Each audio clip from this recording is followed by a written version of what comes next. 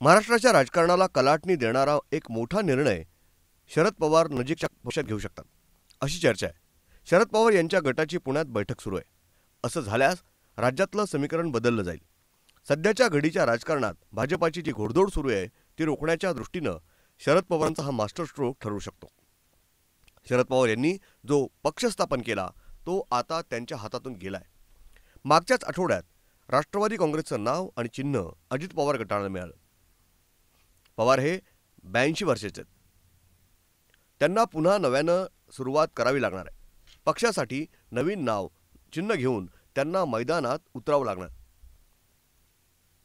सध्या दिलेलं नाव फक्त राज्यसभा निवडणुकीपर्यंत असल्याचं सांगण्यात येत आहे. या वयात नव्यानं पक्षबांधणी करणं सोपं नाहीये.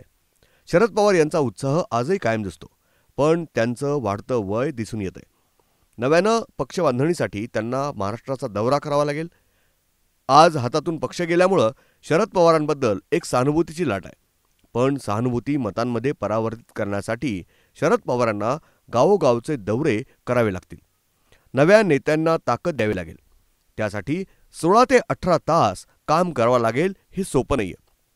त्या तुलनेत काँग्रेसमध्ये आपला गट विलीन केल्यास जास्त फायदा होईल असं सांगण्यात येते. ब्युरो रिपोर्ट, न्यूज डेस्क, महानगराची लाईफलाईन, मेट्रो न्यूज, पुणे.